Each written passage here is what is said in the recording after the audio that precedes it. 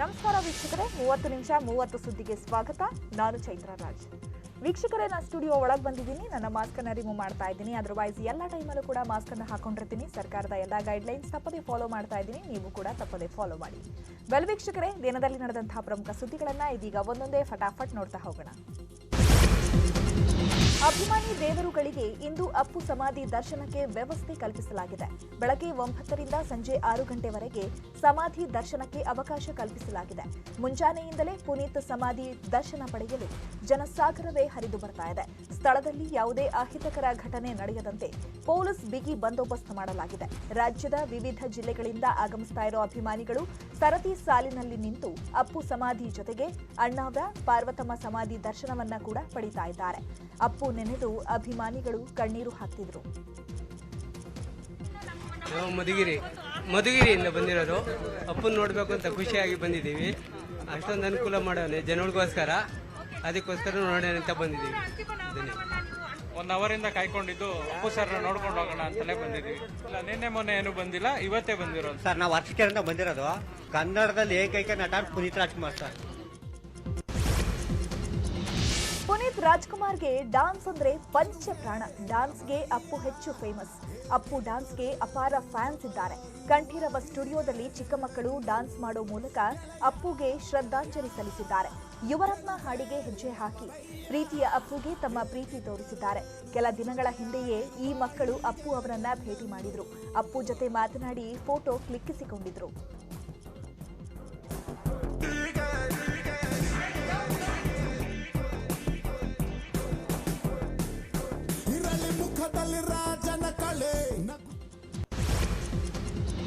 ತೆಲುಗು ನಟ ಚಿರಂಜೀವಿ ಪುತ್ರ ರಾಮ್ ಚರಣ್ ತೇಜ ಅಪ್ಪು ನಿವಾಸಕ್ಕೆ ಆಗಮಿಸಿದ್ರು. ಪುನೀತ್ ಪತ್ನಿ ಹಾಗೂ ಮಕ್ಕಳಿಗೆ ರಾಮ್ ಚರಣ್ ಸಾಂತ್ವನ ಹೇಳಿದ್ರು. ಬಳಿಕ ಮಾತನಾಡಿದ Ram Charan, we love you Puneeth. ಈ ರೀತಿ ಆಗಬಾರದಿತ್ತು. ಕುಟುಂಬದವರನ್ನೇ ಕಳ್ಕೊಂಡಷ್ಟು ನೋವಾಗ್ತಿದೆ. ಮಾನವೀಯತೆಗೆ ಇನ್ನೊಂದು ಹೆಸರೇ ಪುನೀತ್ ಎಂದು ರಾಮ್ ಚರಣ್ ಪುನೀತ್ ರಾಜ್ಕುಮಾರ್ ಅನ್ನ ನೆನಪಿಸಿಕೊಂಡ್ರು. ಇನ್ನು ಶಿವಣ್ಣ ಮನೆಗೂ ತೆರಳಿ ರಾಮ್ ಚರಣ್ ಸಾಂತ್ವನ ಹೇಳಿದ್ರು.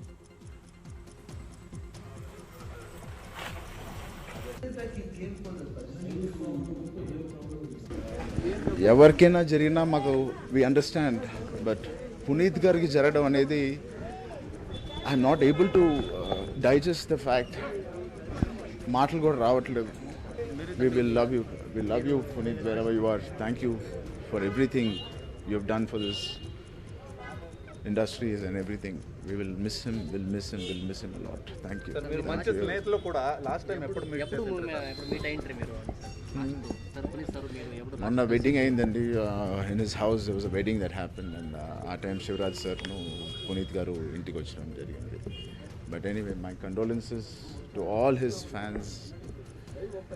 Don't feel so disheartened because he's left a legacy behind, and we are all with you and with Puneet sir's family. Thank you so much. ದಿವಂಗತ ಪುನೀತ್ ರಾಜ್ಕುಮಾರ್ಗೆ ಚಿತ್ರರಂಗ ನುಡಿ ನಮನ ಆಯೋಜಿಸಿದೆ. ಇದೇ ನವೆಂಬರ್ 16ಕ್ಕೆ ಅಪ್ಪುಗೆ ಶ್ರದ್ಧಾಂಜಲಿ ಕಾರ್ಯಕ್ರಮ ನಡೆಸಲು ಕನ್ನಡ ಚಲನಚಿತ್ರ ವಾಣಿಜ್ಯ ಮಂಡಳಿ ತೀರ್ಮಾನಿಸಿದೆ. ಅರಮನೆ ಮೈದಾನದಲ್ಲಿ ಬೃಹತ್ ಕಾರ್ಯಕ್ರಮಕ್ಕೆ ಸಿದ್ಧತೆ ಮಾಡಿಕೊಳ್ಳಲಾಗ್ತಾ ಇದೆ. ಪುನೀತ್ಗೆ ಹಾಡುಗಳ ಮೂಲಕ ನುಡಿ ನಮನ ಸಲ್ಲಿಸಲಾಗುತ್ತೆ. ಚಿತ್ರರಂಗದವರಿಗೆ ಮಾತ್ರ ಸೀಮಿತವಾದ ಕಾರ್ಯಕ್ರಮ ಇದು. ರಾಜ್ ಕುಟುಂಬದ ಸದಸ್ಯರು ಇರಲಿದ್ದಾರೆ ಅಂತ ಸಾರಾ ಗೋವಿಂದ್ ಮಾಹಿತಿಯನ್ನು ಕೊಟ್ಟಿದ್ದಾರೆ. ಅಂತಹ ಒಬ್ಬ ಮೇರು ನಟನಿಗೆ ನಾನು ಮಾಧ್ಯಮದ ಮುಖಾಂತರ ಅವರ ಎಲ್ಲರ ಅಭಿಮಾನಿಗಳ ಕ್ಷಮೆಯನ್ನು ಕೇಳ್ತಾ, ನಾನು ಇವತ್ತು ಈ ಒಂದು ಶ್ರದ್ಧಾಂಜಲಿ ಕಾರ್ಯಕ್ರಮವನ್ನು ವಾಣಿಜ್ಯ ಮಂಡಳಿ ಮತ್ತು ನಿರ್ಮಾಪಕರ ಸಂಘ ಜಂಟಿಯಾಗಿ ಈ ಕಾರ್ಯಕ್ರಮವನ್ನು ಮಾಡಬೇಕು ಅಂತ ತೀರ್ಮಾನ ಮಾಡಿ, ಪ್ಯಾಲೇಸ್ ಗ್ರೌಂಡಲ್ಲಿ ಯಾವುದಾದ್ರು ಇಂಡೋರಲ್ಲಿ, ಅದು ಯಾವ ಕಲ್ಯಾಣ ಮಂಟಪ ಸಿಗುತ್ತೋ ನೋಡ್ತೀವಿ, ಅದರಲ್ಲಿ ಸ್ಥಿಮಿತವಾಗಿ ನಮ್ಮ ಇಂಡಸ್ಟ್ರಿಗೆ ಸ್ಥಿಮಿತವಾಗಿ ಆ ಒಂದು ಕಾರ್ಯಕ್ರಮವನ್ನು ಮಾಡಬೇಕು ಅಂತ ಹೇಳ್ಬಿಟ್ಟು ನಾವು ತೀರ್ಮಾನ ಮಾಡಿದ್ವಿ. Power star Puneeth Rajkumar car ಜೊತೆಗೆ ಸೈಕಲ್ ಅಂದ್ರೆ ತುಂಬಾ ಕ್ರೇಜ್. ಅಪ್ಪು 10ಕ್ಕೂ ಹೆಚ್ಚು ಸೈಕಲ್ಗಳನ್ನ ಖರೀದಿ ಮಾಡಿದ್ರು. ಫ್ರೀ ಟೈಮ್ನಲ್ಲಿ ಅಪ್ಪು ಸೈಕ್ಲಿಂಗ್ ಮಾಡ್ತಿದ್ರು. ಸೈಕಲ್ನಲ್ಲೇ ಇಡೀ ಬೆಂಗಳೂರು ಸಿಟಿಯನ್ನ ಪುನೀತ್ ಸುತ್ತಾಡ್ತಿದ್ರು. ಲಾಕ್ಡೌನ್ ಸಮಯದಲ್ಲಿ ಅಪ್ಪು ಸ್ನೇಹಿತರ ಜೊತೆ ಸೈಕಲ್ನಲ್ಲೇ ಹಲವು ಬಾರಿ ನಂದಿ ಬೆಟ್ಟಕ್ಕೂ ಹೋಗಿ ಬಂದಿದ್ರು.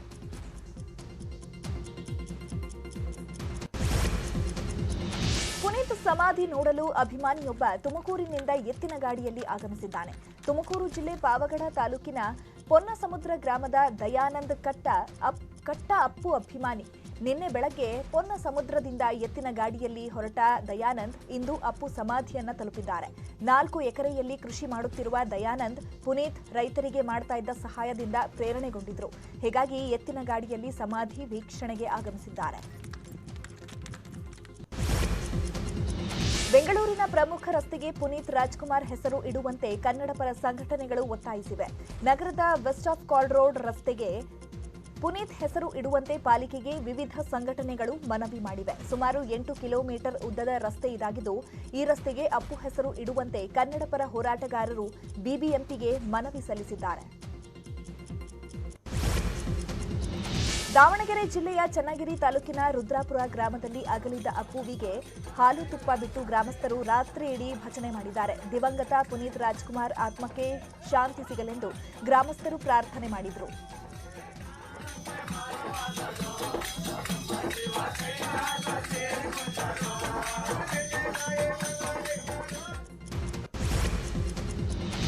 ಅಪ್ಪು ನಿಧನದಿಂದ ಶಾಕ್ಗೆ ಒಳಗಾಗಿರೋ ಯುವಕರು ಜಿಮ್ಗೆ ಹೋಗೋದನ್ನೇ ಬಿಟ್ಟಿದ್ದಾರಂತೆ. ಕಳೆದ 4 ದಿನಗಳಿಂದ ಯುವಕರು ಹೆಚ್ಚಾಗಿ ಜಿಮ್ ಕಡೆಗೆ ಹೋಗ್ತಿಲ್ವಂತೆ. ಮೊದಲೆರಡು ದಿನ ಹಲವೆಡೆ ಜಿಮ್ ಬಂದ್ ಆಗಿದ್ವು.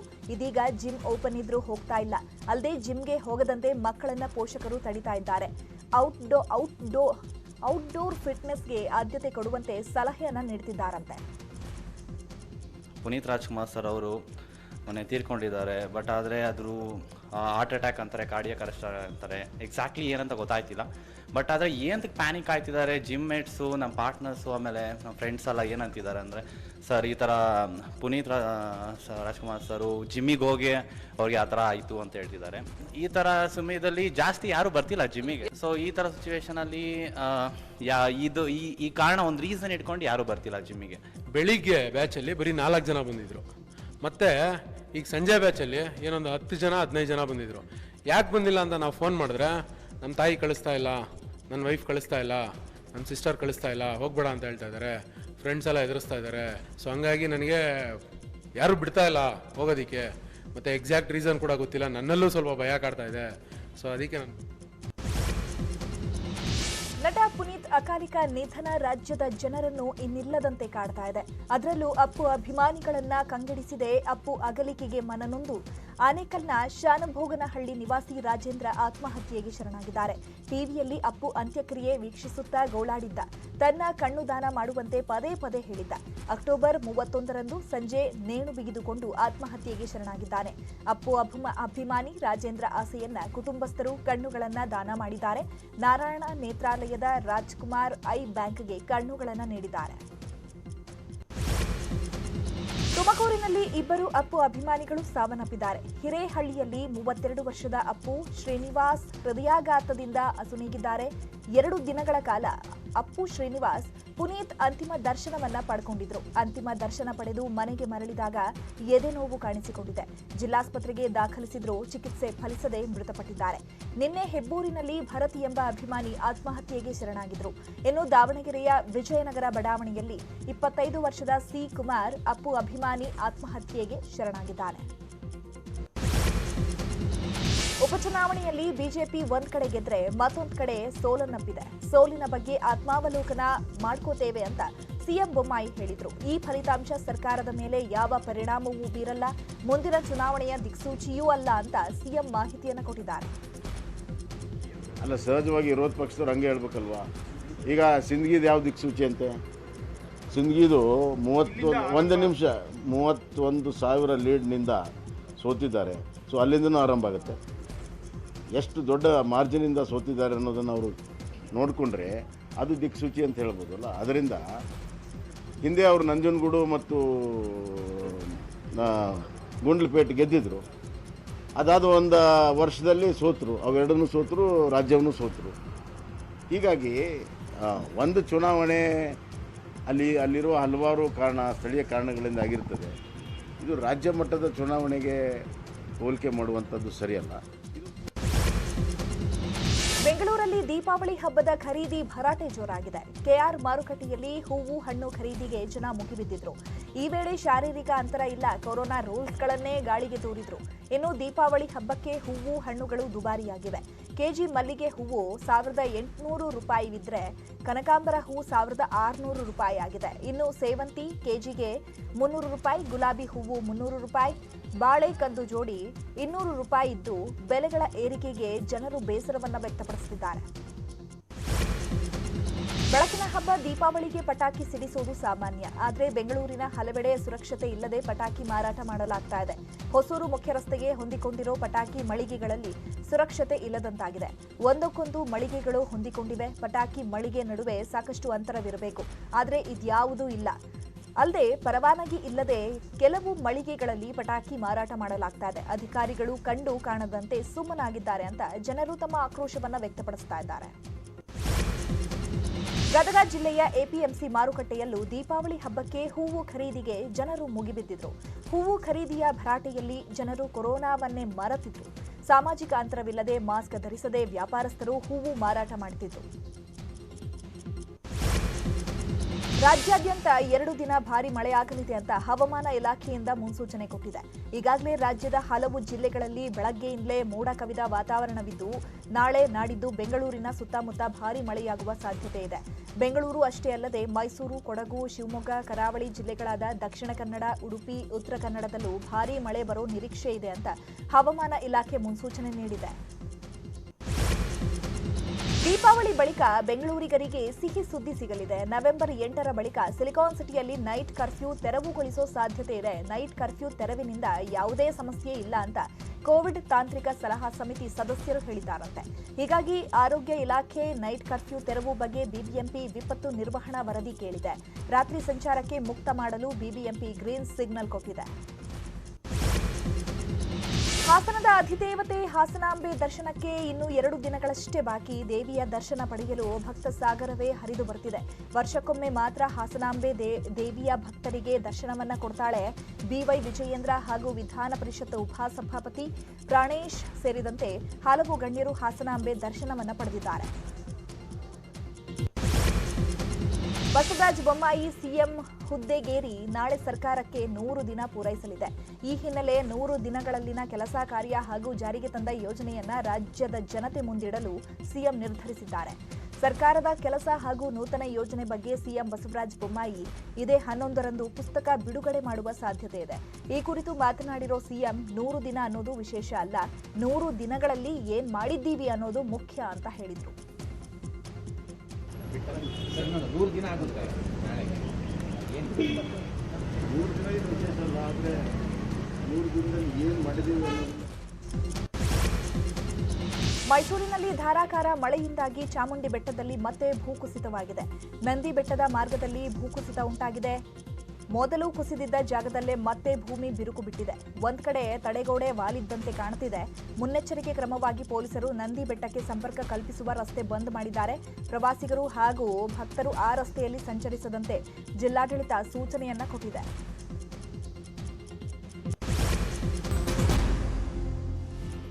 Welcome back. ಉಳಿದ ಸುದ್ದಿಗಳನ್ನು ನೋಡೋಣ. ಹೊಟ್ಟೆಪಾಡಿಗೆ ದಲಿತ ನಾಯಕರು ಬಿಜೆಪಿ ಸೇರಿದ್ದಾರೆ ಎಂದಿದ್ದ ವಿಪಕ್ಷ ನಾಯಕ ಸಿದ್ದರಾಮಯ್ಯ ಹೇಳಿಕೆ ಖಂಡಿಸಿ ರಾಜ್ಯದ ಹಲವೆಡೆ ಬಿಜೆಪಿಯ ದಲಿತ ಮುಖಂಡರು ಪ್ರತಿಭಟನೆ ಮಾಡಿದ್ದಾರೆ. ಬೆಂಗಳೂರು, ಬೆಳಗಾವಿ, ವಿಜಯಪುರದಲ್ಲಿ ದೊಡ್ಡ ಪ್ರತಿಭಟನೆ ನಡೆದಿದೆ. ಬೆಳಗಾವಿಯಲ್ಲಿ ಸಿದ್ದರಾಮಯ್ಯ ಪ್ರತಿಕೃತಿ ದಹಿಸಿ ಆಕ್ರೋಶವನ್ನ ವ್ಯಕ್ತಪಡಿಸಿದ್ದಾರೆ. ಸಿದ್ದರಾಮಯ್ಯ ಕ್ಷಮೆ ಕೇಳಬೇಕೆಂದು ಆಗ್ರಹಿಸಿದ್ದಾರೆ. ರಾಯಚೂರಲ್ಲಿ ಪ್ರತಿಭಟನೆ ವೇಳೆ ಪೊಲೀಸರ ಮೇಲೆಯೇ ಮಾಜಿ ಶಾಸಕ ಪಾಪರೆಡ್ಡಿ ಹಲ್ಲೆ ಮಾಡಿದ್ದಾರೆ. ವಿಪಕ್ಷ ನಾಯಕ ಸಿದ್ದರಾಮಯ್ಯ ವಿರುದ್ಧ ಬಿಜೆಪಿ ಮುಖಂಡರು ಅಂಬೇಡ್ಕರ್ ವೃತ್ತದಲ್ಲಿ ಪ್ರತಿಭಟನೆ ನಡೆಸಿತ್ತು. ಈ ವೇಳೆ ಪೊಲೀಸರು ಮತ್ತು ಪ್ರತಿಭಟನಾಕಾರರ ನಡುವೆ ವಾಗ್ವಾದ ನಡೆದಿತ್ತು. ಸಿದ್ದರಾಮಯ್ಯ ಪ್ರತಿಕೃತಿ ದಹಿಸಲು ಪೊಲೀಸರು ಅವಕಾಶ ನೀಡಲಿಲ್ಲ. ಈ ವೇಳೆ ಪೊಲೀಸರ ಮೇಲೆ ಮಾಜಿ ಶಾಸಕ ಪಾಪರೆಡ್ಡಿ ಕೈ ಮಾಡಿದ್ದಾರೆ. ರಾಜ್ಯದಲ್ಲೇ ಬಿಟ್ಕಾಯಿನ್ ಆರೋಪ ಪ್ರತ್ಯಾರೋಪ ತಾರಕಕ್ಕೇರ್ತಾ ಇದೆ. ಈ ಕುರಿತು ಹುಬ್ಬಳ್ಳಿಯಲ್ಲಿ ಮಾತನಾಡಿರೋ ಸಿಎಂ ಬಸವರಾಜ ಬೊಮ್ಮಾಯಿ, ಬಿಟ್ಕಾಯಿನ್ ವಿಚಾರದಲ್ಲಿ ಈಗಾಗಲೇ ಸ್ಪಷ್ಟೀಕರಣ ನೀಡಿದ್ದೇನೆ. ನಾವೇ ಅವರನ್ನ ಬಂಧಿಸಿ ಕೇಸ್ ದಾಖಲಿಸಿದ್ದೇವೆ. ವಿಚಾರಣೆ ನಡೆಸಿ ಚಾರ್ಜ್ ಶೀಟ್ ಸಲ್ಲಿಸಿದ್ದೇವೆ. ಅಂತಾರಾಷ್ಟ್ರೀಯ ವಹಿವಾಟು ನಡೆದಿರೋದ್ರಿಂದ ಸಿಬಿಐ, ಇಂಟರ್ಪೋಲ್ ತನಿಖೆಗೆ ವಹಿಸಿದ್ದೇವೆ ಅಂತ ಮಾಹಿತಿಯನ್ನು ಕೊಟ್ಟಿದ್ದಾರೆ. ನಾನು ಈಗಾಗಲೇ ಸ್ಪಷ್ಟೀಕರಣ ಕೊಟ್ಟಿದ್ದೇನೆ. ಪದೇ ಪದೇ ಸ್ಪಷ್ಟೀಕರಣಕ್ಕೆ ಇಚ್ಛೆ ಪಡೋದಿಲ್ಲ. ನಾವೇ ಅವರನ್ನು ಅರೆಸ್ಟ್ ಮಾಡಿದ್ದೇವೆ. ನಾವೇ ಫರ್ದರ್ 3 ಕೇಸ್ಗಳನ್ನು ಹಾಕಿದ್ದೇವೆ. ಇನ್ವೆಸ್ಟಿಗೇಷನ್ ಮಾಡಿ ಚಾರ್ಜ್ ಶೀಟ್ ಹಾಕಿದ್ದೇವೆ ಮತ್ತು ಆ ಇನ್ವೆಸ್ಟಿಗೇಷನ್ನಲ್ಲಿ ಇಡಿಗೆ ರೆಫರ್ ಮಾಡಬೇಕಂತ ಅನ್ನಿಸ್ತು. ಆವಾಗ ಇಡಿಯವ್ರ ಹತ್ರ ಚರ್ಚೆ ಮಾಡಿ ಅವ್ರಿಗೆ ರೆಫರ್ ಮಾಡಿದ್ದೇವೆ ಮತ್ತು ಕೆಲವು ಇಂಟರ್ನ್ಯಾಷನಲ್ ಟ್ರಾನ್ಸಾಕ್ಷನ್ ಇರೋದರಿಂದ ಅದಕ್ಕೆ CBIದಲ್ಲಿ ಇಂಟರ್ಪೋಲ್ ಅಂತ ಬ್ರಾಂಚ್ ಇರ್ತದೆ, ಅದಕ್ಕೂ ಕೂಡ ನಾವು ರೆಫರ್ ಮಾಡಿದ್ದೇವೆ. ನಾವೇ ಇನ್ವೆಸ್ಟಿಗೇಷನ್ ಮಾಡ್ತೇವೆ. ನೀರಾವರಿ ಇಲಾಖೆಯ ಕಾಂಟ್ರಾಕ್ಟರ್ಗಳ ಮೇಲೆ ಐಟಿ ದಾಳಿ ಪ್ರಕರಣಕ್ಕೆ ಸಂಬಂಧಪಟ್ಟಂತೆ ಐಟಿ ದಾಳಿ ವೇಳೆ 70 ಕೋಟಿಗೂ ಹೆಚ್ಚು ಅಘೋಷಿತ ಆಸ್ತಿ ಪತ್ತೆಯಾಗಿದೆ. ಕಾಂಟ್ರಾಕ್ಟರ್ ಹೆಸರಲ್ಲಿ ಸಬ್ ಕಾಂಟ್ರಾಕ್ಟರ್ ಕೊಟ್ಟು ವಂಚಿಸಿರುವುದು ಬಯಲಾಗಿದೆ.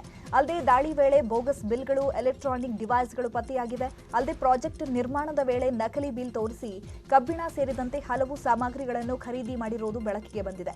ಅಕ್ಟೋಬರ್ 28ರಂದು ಉತ್ತರ ಕರ್ನಾಟಕ ಸೇರಿದಂತೆ ಹಲವೆಡೆ ಐಟಿ ಅಧಿಕಾರಿಗಳು ದಾಳಿಯನ್ನ ನಡೆಸಿದರು. ಶ್ರೀ ಚೌಡೇಶ್ವರಿ ದೇವಾಲಯದ ಹುಂಡಿ ಹೊಡೆದು ಕಳ್ಳರು 150 ಗ್ರಾಂ ಚಿನ್ನಾಭರಣ, ಹುಂಡಿಯಲ್ಲಿದ್ದ 3 ಲಕ್ಷಕ್ಕೂ ಹೆಚ್ಚು ನಗದು ಹಣ ಕದ್ದು ಎಸ್ಕೇಪ್ ಆಗಿದ್ದಾರೆ. ಈ ಘಟನೆ ಚಿಕ್ಕಬಳ್ಳಾಪುರದ ಚಿಂತಾಮಣಿ ತಾಲೂಕಿನ ಮಿಂಡಿಗಲ್ ಗ್ರಾಮದಲ್ಲಿ ನಡೆದಿದೆ. ಶ್ರೀ ಚೌಡೇಶ್ವರಿ ದೇವಾಲಯದಲ್ಲಿ 2ನೇ ಬಾರಿಗೆ ಕಳ್ಳತನ ನಡೆದಿದೆ. ಕಳ್ಳತನಕ್ಕೆ ಸ್ಥಳೀಯರ ಸಹಕಾರವಿದೆ ಅಂತ ಪೊಲೀಸರು ಶಂಕೆಯನ್ನ ವ್ಯಕ್ತಪಡಿಸಿದ್ದಾರೆ. ಇನ್ನುಳಿದ 5 ಪ್ರಮುಖ ಸುದ್ದಿಗಳನ್ನು ನೋಡೋಣ. ಸ್ಮಾಲ್ ಬ್ರೇಕ್ ಆದ್ಮೇಲೆ ವೆಲ್ಕಮ್ ಬ್ಯಾಕ್. ಉಳಿದ ಸುದ್ದಿಗಳನ್ನು ನೋಡೋಣ. ಪ್ರಧಾನಿ ನರೇಂದ್ರ ಮೋದಿ ಕೊರೋನಾ ವಾರಿಯರ್ಸ್ ಜೊತೆ ಸಂವಾದ ನಡೆಸಿದರು. ಈ ವೇಳೆ ಪ್ರಧಾನಿ ಮೋದಿ ಲಸಿಕಾ ಅಭಿಯಾನ ಹೆಚ್ಚಿಸಲು ಕೊರೋನಾ ವಾರಿಯರ್ಸ್ಗೆ ಕರೆ ನೀಡಿದರು. 2ನೇ ಡೋಸ್ ಮೇಲೆ ಹೆಚ್ಚು ಗಮನ ಹರಿಸಿ, ವ್ಯವಸ್ಥೆಯಲ್ಲಿರುವ ಲೋಪದೋಷ ಸರಿಪಡಿಸಿ, ಪ್ರತಿ ಜಿಲ್ಲೆಯಲ್ಲೂ ವಿಶೇಷ ಲಸಿಕೆ ಶಿಬಿರ ಹಮ್ಮಿಕೊಳ್ಳಿ. ಅಲ್ಲದೆ ಮನೆ ಮನೆಗೆ ಲಸಿಕೆ ತಲುಪಿಸುವಂತೆ ಪ್ರಧಾನಿ ಮೋದಿ ಕೊರೋನಾ ವಾರಿಯರ್ಸ್ಗೆ ಸೂಚನೆಯನ್ನ ಕೊಟ್ಟಿದ್ದಾರೆ. ವರ್ಷಕ್ಕೊಮ್ಮೆ ದರ್ಶನ ನೀಡುವ ದೇವಿರಮ್ಮ ಜಾತ್ರಾ ಮಹೋತ್ಸವಕ್ಕೆ ಚಾಲನೆ ನೀಡಲಾಗಿದೆ. ಚಿಕ್ಕಮಗಳೂರಿನ ಮಲ್ಲೇನಹಳ್ಳಿ ಸಮೀಪದಲ್ಲಿರೋ ದೇವಿರಮ್ಮ ಬೆಟ್ಟವನ್ನ ಮಧ್ಯರಾತ್ರಿಯಿಂದಲೇ ಭಕ್ತರು ಹತ್ತುತ್ತಾ ಇದ್ದು ದೇವಿಯ ದರ್ಶನವನ್ನ ಪಡಿತಾ ಇದ್ದಾರೆ. ಕೊಪ್ಪಳದ ಜಿಲ್ಲಾಧಿಕಾರಿ ವಿಕಾಸ್ ಕಿಶೋರ್ ಸುರಳ್ ಸಾಣಾಪುರ ಕೆರೆಗೆ ಡೈವ್ ಹೊಡೆದು ಈಜಾಡಿದ್ದಾರೆ. ಇತ್ತೀಚೆಗೆ ಜಿಲ್ಲಾಧಿಕಾರಿ ಕುದುರೆ ಸವಾರಿಯನ್ನ ಮಾಡಿದ್ರು. ಕೊಪ್ಪಳ ಪ್ರವಾಸೋದ್ಯಮವನ್ನ ಅಭಿವೃದ್ಧಿಪಡಿಸಲು ವಿವಿಧ ಪ್ರಯೋಗಗಳನ್ನ ಮಾಡ್ತಿದ್ದಾರೆ.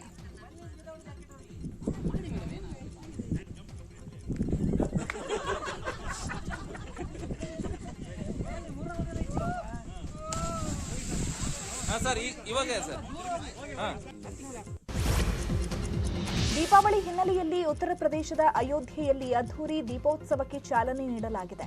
ದೀಪೋತ್ಸವದ ಕೇಂದ್ರಬಿಂದು ರಾಮ್ ಕಿ ಪೌಢಿ ಘಾಟ್ ಅನ್ನು ಬಣ್ಣ ಬಣ್ಣದ ದೀಪಗಳಿಂದ ಅಲಂಕರಿಸಲಾಗಿದೆ.